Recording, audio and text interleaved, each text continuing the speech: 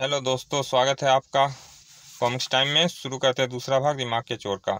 सक्सेना साहब जम्बू और बंटी के साथ सीक्रेट सर्विस के साउंड प्रूफ ऑफिस में आ पहुंचे।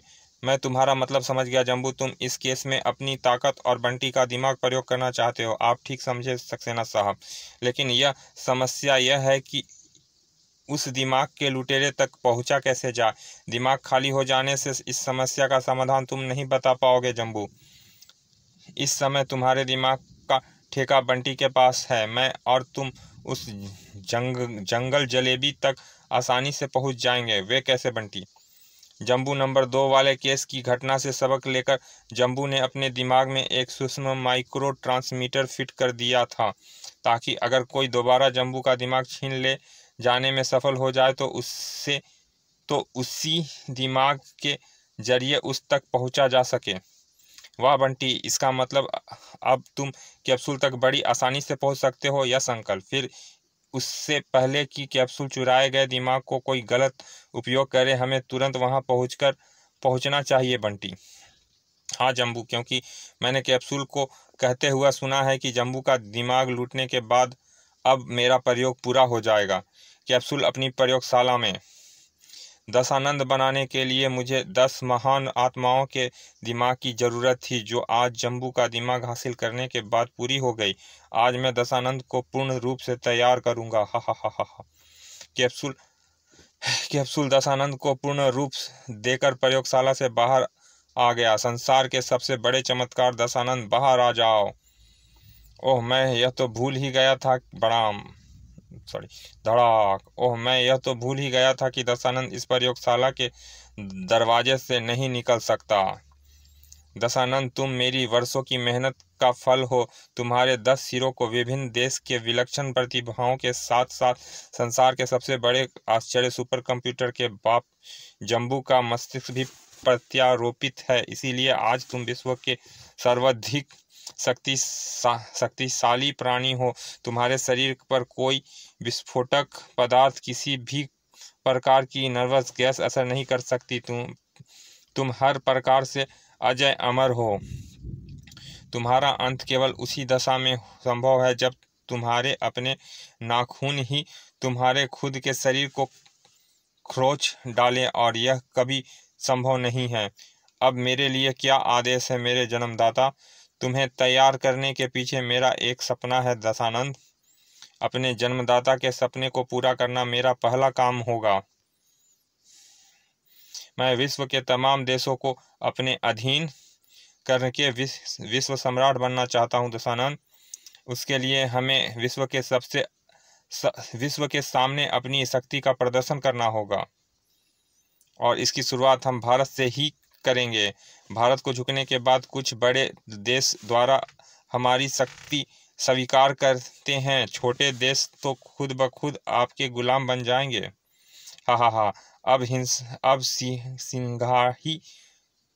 अब सिंघाही को विश्व सम्राट बनने से कोई नहीं रोक सकता।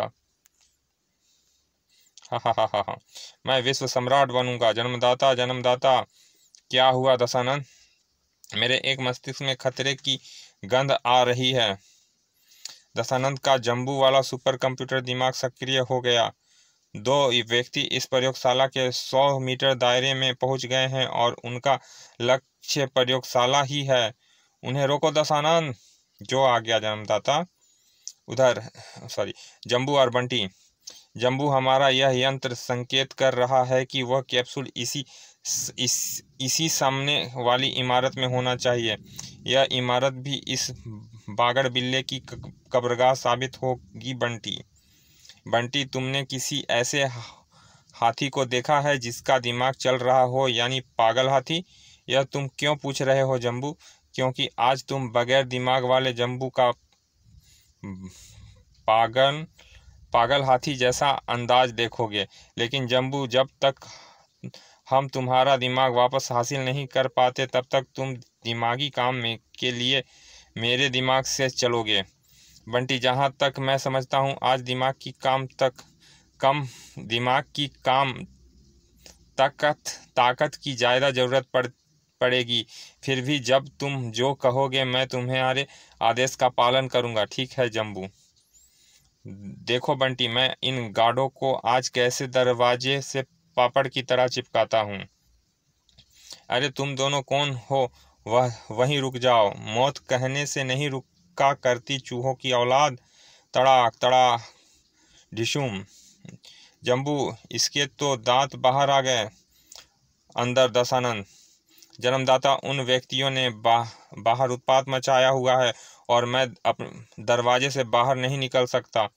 उफ, तुम्हें बनाते वक्त यह तो मैंने सोचा ही नहीं था कि तुम बाहर कैसे निकलोगे। तुम यहीं रुको दशानंद, उन दोनों व्यक्तियों से निपटकर आता हूँ, फिर तुम्हें बाहर निकालने की कोई तरकीब सोचता हूँ। जब तक सिंघाही इस कैप्सूल के खोल में है तब तक उसका कोई कुछ नहीं बिगाड़ सकता। ठहरो जन्मदाता, वे दोनों बहुत खतरनाक है। अगर आप आज्ञा दे तो मैं इस दरवाजे वाली दीवार को तोड़ देता हूँ।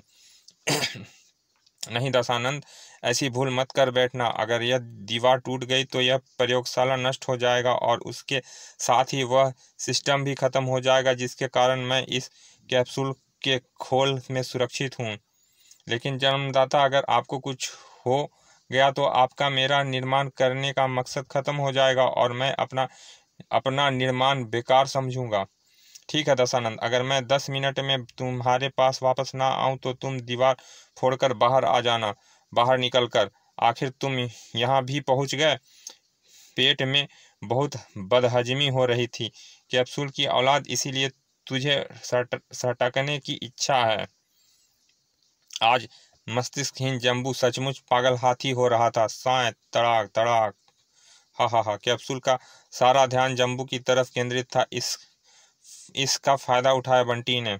मैं समझ गया, कछुए की औलाद की तेरी यह गर्दन ही केवल खोल से बाहर है, इसीलिए यह तेरी कमजोर नस है। दशानन।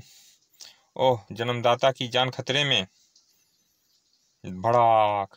यह लंकाधीश दशानंद रावण कहाँ से प्रकट हो गया? जम्बू, शायद यही इस कछुए की औलाद का आविष्कार है। मैं इन दोनों के बाद में निपटूंगा, पहले अपने जन्मदाता को बचाना चाहिए। ओह मरा, मेरी तो सारी हड्डियां ही चटक गई। लंकापति महाराज। बंटी के गर्दन छोड़ते ही कैप्सूल जमीन पर गिर पड़ा। मुझे अपने जन्मदाता का जीवन बचाना चाहिए, शायद गर्दन का ऑपरेशन करना पड़े। लेकिन जन्मदाता की प्रयोगशाला तो नष्ट हो चुकी है, मुझे किसी और प्रयोगशाला की तलाश करनी चाहिए। तुम दोनों पिल्लो, ध्यान से मेरी बात सुनो। फिलहाल दशानंद अपने जन्मदाता को दूसरा जीवन देने जा रहा है, लेकिन अब तुम दोनों